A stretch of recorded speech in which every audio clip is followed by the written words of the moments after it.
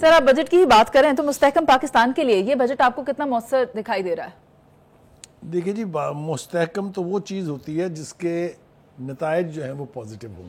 اچھا، یہ جو بجٹ پیش کیا گیا ہے، پہلی بات تو یہ کہ انتہائی میں سمجھوں گا ڈھٹائی سے حکومت نے اس کو کہا کہ جی یہ تو ہم نے آئی ایم ایف کی مشاورت سے بنایا ہے۔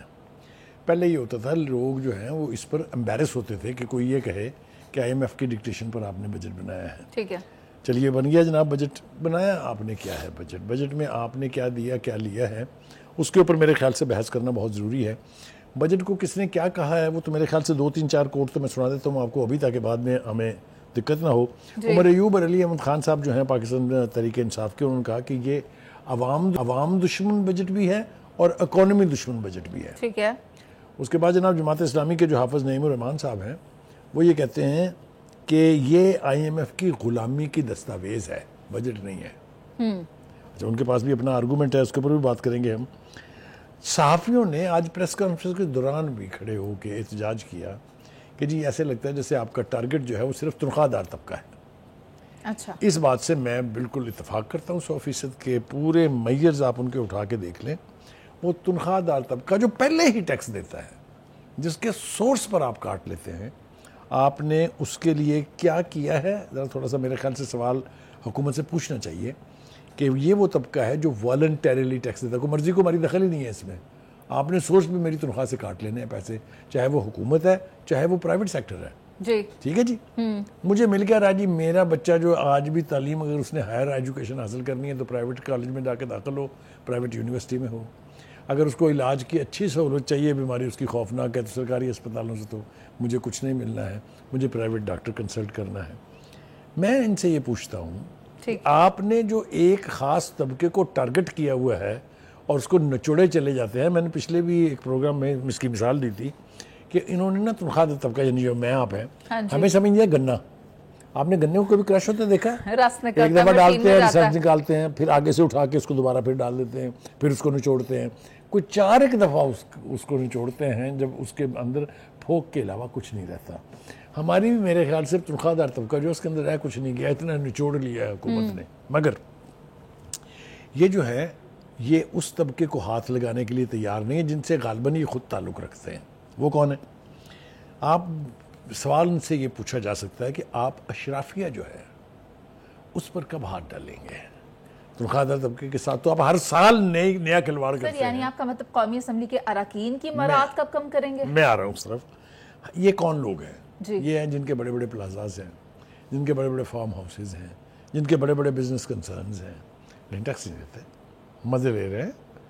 اب میں وہ پنجابی زبان استعمال کروں گا تو تھوڑی سی گستاخی ہو جائے گی، جیسے وہ گاؤں میں کرتے ہیں نا کہ جی یہ ہمارا داماد ہے اس لیے اس کو کچھ نہیں کہا جا سکتا۔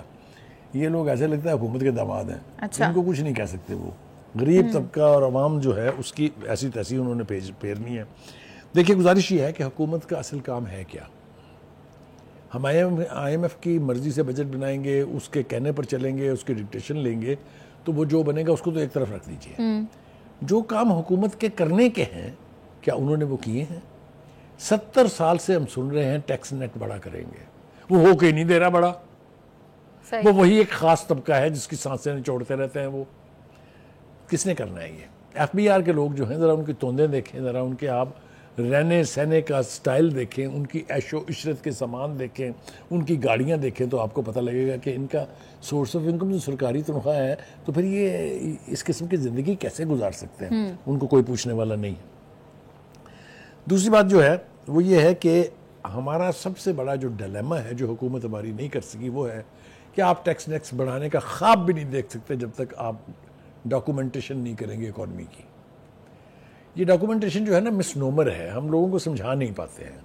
اس کا مطلب یہ ہوتا ہے کہ آپ اگر 1 روپے کی چیز بھی خریدیں تو آپ کو رسید ملے گی، اور وہ رسید جو ہے وہ اکاؤنٹیبل ہے ود ایف بی آر۔ ہاں، اس کے اوپر لکھا ہوا آنا چاہیے۔ پوری یورپ میں آپ بھی گئی ہیں، امریکہ میں بھی گئی ہیں، آپ کو پتا کوئی چیز وہ بغیر رسید کے نہیں دیتے ہیں، آپ لیں یا نہ لیں انہوں نے تھیلے میں ڈال دینی ہے۔ جی، that is documentation of economy, جو ہمارے یہاں نہیں ہے۔ ٹھیک ہے۔ ریٹیلر چھوڑ دیں آپ، چلیے ریٹیلر تو چھوٹی چھوٹی دکانیں ہیں، بڑی بڑی دکانیں آپ اوریگا چلے جائیں، ہم تو عوام الناس کی ٹھیک ڈاکیومنٹیشن نہیں کر پا رہے۔ تو یہ صورتحال جو ہے یہ کسی اکانومی کو کبھی سہارا نہیں دے سکتی۔ ٹھیک ہے. یہ لوٹ مار بھی اسی طرح سے مچی رہے گی اور یہ رونا دھونا بھی اسی طرح سے جاری رہے گا. اچھا. جن کے خلاف ایکشن لینا چاہیے ان کے خلاف ایکشن لینے کی بجائے حکومت نے کیا کیا؟ ایک تاثر یہ تھا کہ جی ٹیکس تو کسی کو نیا نہیں لگا. یہ جھوٹ ہے. میرے خیال ہے کوئی ایک ایکسیپشن نہیں ہے جس کو ٹیکس نہیں لگایا انہوں نے نیا. جو ٹیکس پہلے دے رہے تھے نا، ذرا ان کی سلیب کا ہم ذکر کر لیں. جی. اس کی جی پہلے 5 سلیب تھی، اب انہوں نے 6 بنا دی ہیں. توجہ سے سنیں یہ بات. جی سر. پہلا سلیب جو ہے وہ اس کی تنخواہ جس کی 6 لاکھ روپے سالانہ ہے اس کو تو کوئی ٹیکس نہیں ہے. دوسرا سلیب جو ہے جو 6 لاکھ سے 12 لاکھ تک سالانہ ہے. تیسرا سلیب ہے 12 سے 22 لاکھ. چوتھا ہے 22 سے 32 لاکھ. پانچواں ہے 32 سے 41 لاکھ. اور چھٹا ہے 41 لاکھ سے 60 لاکھ سے بھی زیادہ لوگ جو ہے. اچھا جی، اب آپ یہ دیکھیں کہ ان کے اوپر پہلے کیا ٹیکس تھا اور اب کیا ٹیکس تھا. یہ تفصیل میرے خیال سے ہمیں ضرور شیئر کرنی چاہیے. جی جی. اگر آپ کی آمدن 50,000 روپے مہینہ سے زیادہ ہے یا اس کے درمیان ہے، یعنی مثال کے طور پر آپ 80,000 روپے کما رہے ہیں اور آپ کو ماہانہ 4,000 روپے ٹیکس دینا پڑے گا جو گزشتہ برس 2,000 تھا. 50% رائز، یعنی جو ٹیکس آپ اس سلیب میں یعنی 6 لاکھ سے 12 لاکھ والے میں دیتے تھے وہ پہلے 2,000 روپے تھا، اب 4,000 کر دیا. 50,000 سے زائد والے. جی جی ٹھیک ہے. 50 لاکھ والوں کو تو چھوٹ ہے نا، جن کی 6 لاکھ روپے سال کی انکم ہے ان پر کوئی ٹیکس نہیں ہے. لیکن جو ہی آپ نے 50,000 کراس کیا اور آپ پھنسے. ٹھیک ہو گیا جی. دوسرا یہ جی کہ ماہانہ ٹیکس 1.5 لاکھ روپے آمدن کی صورت میں گزشتہ برس آپ کو 7,500 روپے دینے پڑتے تھے، اب یہ رقم بڑھا کر 10,000 روپے کر دی گئی ہے. ٹھیک ہے جی. آگے چلتے ہیں. 2 لاکھ روپے ماہانہ کمانے والوں کو گزشتہ برس 13,750 روپے ٹیکس دینا پڑتا تھا اور اب انہیں 19,166 روپے دینا پڑے گا. یہ جو ہے اب پورشن جو ہے وہ انٹرسٹنگ والا ہے. اچھا. ایسے افراد جن کی ماہانہ آمدن 2.5 لاکھ روپے ہے، اس سے قبل وہ 25,000 روپے مہینہ ٹیکس دیتے تھے جو اب بڑھا کے 31,666 کر دیا گیا. 3 لاکھ روپے مہینہ کمانے والے افراد پہلے 36,250 روپے ٹیکس دیتے تھے، اب 45,833 روپے دیں گے. 3.5 لاکھ روپے کمانے والوں کو پہلے ٹیکس جو ہوتا تھا وہ 61,250 تھا. پہلے 50,000 تھا جو اب 61,250 ہو گیا ہے. ایسے افراد جن کی ماہانہ آمدنی 4 لاکھ روپے ہے، اس سے قبل 63,750 روپے ٹیکس دیتے تھے، اب یہ رقم بڑھا کر 78,750 کر دی گئی ہے. میں کہنا یہ چاہ رہا ہوں کہ ساری سلیبوں کا میں نے قصہ آپ کو سنا دیا ہے. کوئی ایک سلیب ایسی نہیں ہے جو ایگزمپٹڈ ہے. ان سب میں جو اضافے ہیں وہ بھی ہم نے سلیم بخاری صاحب، یہ جو آپ نے سارے میرے ساتھ اعداد و شمار شیئر کیے ہیں، اس میں مجھے ایک سیٹ پرسنٹیج نظر آ رہا ہے جس حساب سے بڑھایا جا رہا ہے. یہ تو زیادتی بھی 50,000 کمانے والے کے لیے بھی اور 6 لاکھ کمانے والے کے لیے بھی کہ وہ ایک ہی طرز پر ٹیکس ادا کر رہے ہیں. کوئی ویریشن تو نہیں چاہیے. مطلب ہے تھوڑی بہت ہی نیگلیجبل اگر ویریشن ہے بھی تو اس سے فرق نہیں پڑتا. ایک ہی لاٹھی سے سب کو ہانکا ہے. ٹھیک ہے. ٹھیک ہو گیا. اب آجائیں جناب، اس دفعہ کے ٹارگٹس کیا تھے اور وزیر خزانہ صاحب کیا کیا دعوے کر رہے ہیں. پہلا تو وہ کہتے ہیں کہ دیکھیں ہماری اکانومی اتنی اچھی ہے کہ بجٹ کے فوراً بعد 2,870 پوائنٹ جو ہے وہ انڈیکس جو ہے اس میں اضافہ ہو گیا وچ از انپریسیڈنٹڈ. جو ہماری یعنی اسٹاک ایکسچینج کی صورتحال جا رہی ہے، 76,000 کب کا کراس کیا ہوا ہے جو پہلے تاریخ میں کبھی نہیں ہوا. اب اس کی وجوہات بہت ساری دیگر ہیں، اس پر کسی علیحدہ پروگرام میں بات کریں گے. آج ذرا فوکس رکھتے ہیں بجٹ کے اوپر. دوسری بات یہ ہے کہ جی وہ کہتے ہیں ہم نے نان فائلر کی اصطلاح ہی ختم کر دینی ہے. رہی نہ کوئی. یعنی یہ ایک لحاظ سے اچھی بات ہے کہ اگر آپ سب کو ٹیکس نیٹ میں لائیں گے تو شاید وہ جو خواب ہوتا ہے کہ میں ٹیکس دوں گا تو مجھے اس کی کوئی سہولتیں بھی ملیں گی وہ پورا ہو جائے، جو کہ مجھے کسی بھی سیاسی حکومت سے یہ توقع نہیں ہے. ایک بات. دوسری بات وہ کہتے ہیں کہ جی نان فائلر اگر باہر جائے گا تو اس کو تو ہم سفر پہ پابندی لگا دیں گے اس کی. مگر وزیر خزانہ صاحب نے یہ وضاحت ضرور کی ہے کہ جی ہم ان کو پہلے نوٹس دیں گے. ٹھیک ہے. کہ آپ 30 دن کے اندر اندر اپنے گوشوارے جمع کرا دیں. اچھا. اگر وہ نہیں کرائیں گے تو پھر وہ باہر بھی نہیں جائیں گے. ٹھیک ہو گیا جی. دوسری بات یہ ہے کہ جو پراپرٹی کی سیل اور خرید و فروخت ہے جو اس کے اوپر بھی ٹیکس نیٹ میں بہت اضافہ کر دیا گیا ہے. ٹھیک ہے جی. اب کہنے کا مطلب یہ ہے کہ جہاں جہاں آپ کا ہاتھ پڑتا تھا وہاں سے تو آپ نے ٹیکس سمیٹ لیا ہے، لیکن ریلیف والا کھاتا پیدل ہے. مجھے اور آپ کو ٹیکس تو ہم نے دینا ہے اور پہلے سے زیادہ دینا ہے، لیکن ہمیں ملنا کچھ نہیں ہے. یہ صرف پاکستان میں ہوتا ہے.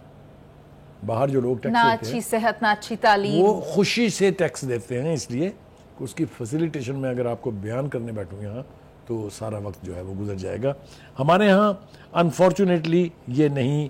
اس دفعہ بھی آپ نے تنخواہ دار طبقہ جو ہے اس کو کہا کہ صرف ہم نے 35% بڑھایا ہے، 35% تک لے گئے ہم، اور خطرہ یہ ہے کہ شاید اسی سال کے دوران یہ 45% تک چلا جائے. آپ مجھے بتائیں کیا ہمارا کیا حال ہوگا؟ سلیم بخاری صاحب میری بات سنیں، ہمارے گھر میں چھوٹے سے چھوٹا بچہ بھی اگر دکان پر جاتا ہے نا تو ٹیکس ادا کر رہا ہوتا ہے. آپ کوئی بھی چیز خرید لیتے ہیں، آپ کالنگ کارڈ خرید لیتے ہیں، آپ کھانے پینے کی چیز آئس کریم خرید لیتے ہیں تو آپ ٹیکس دے رہے ہوتے ہیں. لیکن مسئلہ یہ نہیں ہے. نان فائلرز کو ٹیکس نیٹ میں لانا چاہتے ہیں، لیکن سپر ٹیکس چوروں کا کیا کرنا ہے کہ جن پر ہاتھ نہیں پڑا، جو اصل مسئلہ ہے اس کا کیا کرنا؟ دیکھیں 2-3 ایسے ہمارے سیکٹر ہیں جس کے بارے میں ایک کرمنل خاموشی، ایک تو یہی جس کا آپ تذکرہ کر رہے ہیں کہ وہ جو ہماری اشرافیہ ہے، وہ جو ہمارے یو نو وٹ آئی مین، ایک تو اس کو کچھ نہیں کر رہے آپ. ایک آپ نے ایک بہت ہی اٹریکٹیو نعرہ لگایا تھا ایگریکلچر ٹیکس. کدھر ہے وہ؟ اس میں بھی میں ڈھونڈتا رہا کہ کہیں مجھے مل جائے وہ، کیونکہ اس میں یہی اشرافیہ کے لوگ جو ہیں بگ لینڈ ہولڈرز ہیں. ظاہر ہے 12-12.5 ایکڑ والے تک کو تو وہ بہت زیادہ ٹیکس نہیں دے رہا نا، لیکن اس سے اوپر والے جنہوں نے بے نامی جائیدادیں رکھی ہوئی ہیں، زمینیں رکھی ہوئی ہیں، جنہوں نے اپنی خاندان کے ہر فرد کے نام زمینیں 12-12 ایکڑ کر کے اور تقسیم کر دی ہوئی ہیں، ان کو کون پوچھے گا؟ ان سے کون حساب لے گا؟ تو ایک تو ایگریکلچر ٹیکس کا خواب شرمندہ تعبیر ہوتا دکھائی نہیں دیتا. ویسے کہتے ہیں کہ جی Pakistan is an agro based country. Agro base کس کی بیس پر ہے؟ کسانوں کی بیس پر. کسانوں سے تو آپ انہیں رعایت دے رہے ہیں، بے پناہ ساری اس میں ایسے فیصلے ہیں جس سے ان کو ریلیف ملے گا. خاص طور سے پنجاب کا بجٹ جو پیش ہونے والا ہے اس میں انہوں نے کہا ہے کہ جی کسان کارڈ بھی ایشو ہوگا اور بہت بڑی تعداد میں ہوگا. ٹریکٹر کے لیے لونز کے لیے رقم رکھی گئی ہے تاکہ ایک نہیں تو چند لوگ مل کے ایک ٹریکٹر خرید لیں جس سے ان کی زمینیں جو ہیں. سر اچھا کیا پنجاب کے بجٹ پر بھی آ گئے. مجھے بتائیں کہ پیپلز پارٹی کا آج بھی علامتی واک آؤٹ رہا، آخر مسئلہ کیا ہے؟ پہلی بات تو یہ ہے کہ پنجاب کے بجٹ کی بات ہم نے کی تو ہم یہ بتا دیں کہ مریم نواز صاحبہ نے یہ دعویٰ کیا ہے کہ پنجاب کے ٹیکس میں، پنجاب کے بجٹ میں کوئی نیا ٹیکس نہیں لگایا جائے گا، وچ از اے گڈ تھنگ اگر اف اٹ از ٹرو. ٹھیک ہے، آپ نے کیا پوچھا؟ یہی کہ ہاں پیپلز پارٹی. دیکھیے پیپلز پارٹی نے پہلے تماشا کیا سینٹر میں، وہ اینڈ کے پہلے بیٹھ گئے کہ جی ہم تو بجٹ کے سیشن میں ہی نہیں آئیں گے. پھر اس کے بعد جو ہے وہ ہمارے ڈپٹی پرائم منسٹر صاحب جو ہیں اور ان کے ساتھ جو 2 سینئر لیڈر تھے نون لیگ کے، وہ انہیں منانے کے لیے ان کے چیمبر میں گئے.